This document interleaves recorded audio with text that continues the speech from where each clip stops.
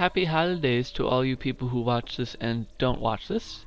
I don't know why I would say it to the people who don't watch this, but anyways, this is the last gaming news episode for this entire year since I will be taking a break next week for vacation purposes.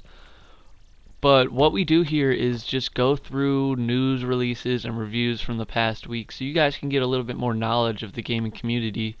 So just to jump right into the news, Modern Warfare 3 fans, save your holiday money when you get it, because this first DLC for the hit game Modern Warfare 3 will be released this coming month, but only Xbox Live COD Elite members will actually get it then. Everyone else is going to have to wait a little bit longer. The Elite members will receive the content on January 24th, and I don't know when it will be released to the rest of the gaming consoles, but I would take a guess and say it would probably be within 2 or 3 weeks. I'm not sure. This DLC has not been fully fleshed out either, meaning we don't know everything that's going to go into it.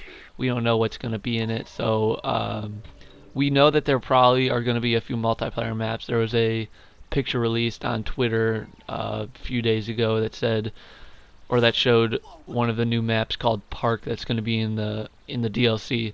But there could also be some spec op missions in there, along with other surprises that we will have to wait to hear about early next January. But this DLC is going to be free for Elite subscribers, and for everyone else it's going to cost probably about $15 to $20. Yeah, it's the first one that's going to come out, and I'm sure it's going to be a hit just because it's for the highest, quickest money-making game ever. Talking about sales, let's go into the Vita sells over 321,000 consoles on its first Japan launch this week. That's pretty big. It's not the biggest handheld released weekend in Japan, since the 3DS sold over 371,000 consoles in its first 2 days of release. It is, however, much more notable than the 166,000 that the PSP sold on its first day in Japan. Unfortunately, the launch was not that great, as there were some notable issues with the system.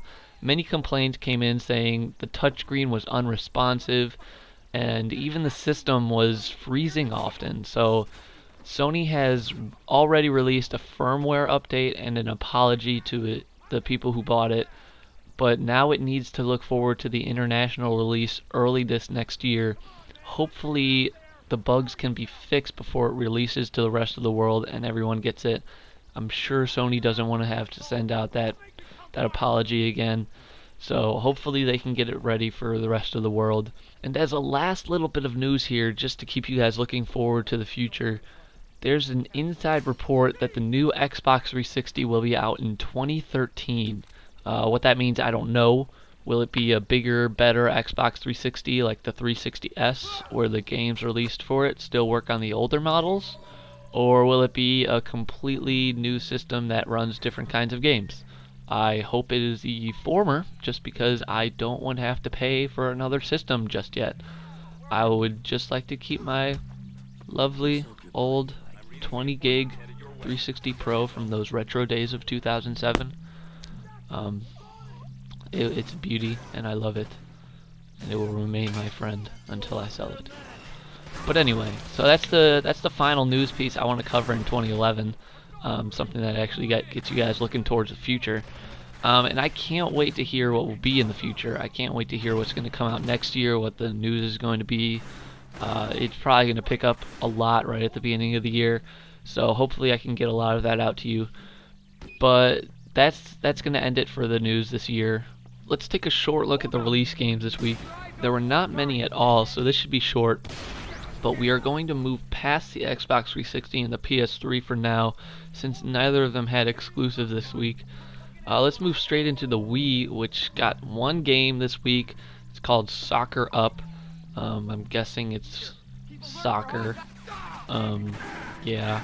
But like the Wii in most every week, there is no score, so I was hoping a holiday miracle could happen, but oh well.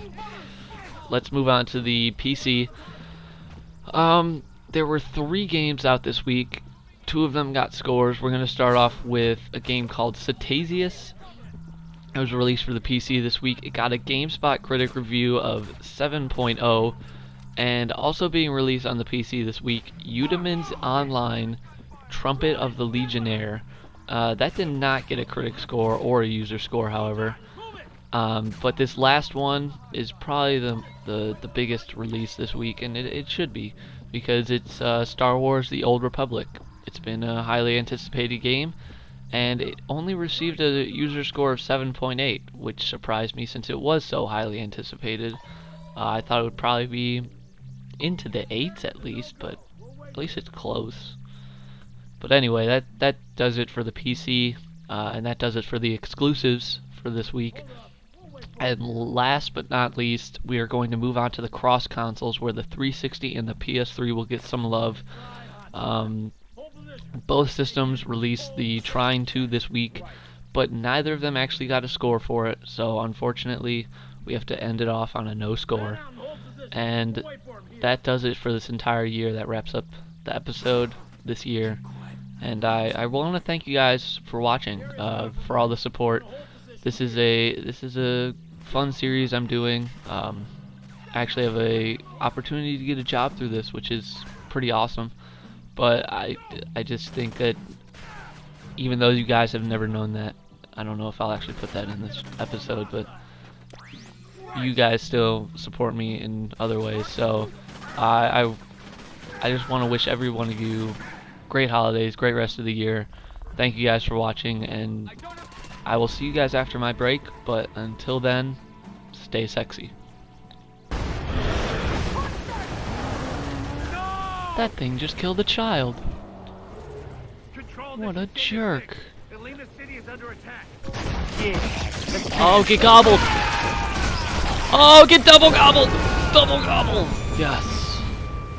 I'm a freaking monster.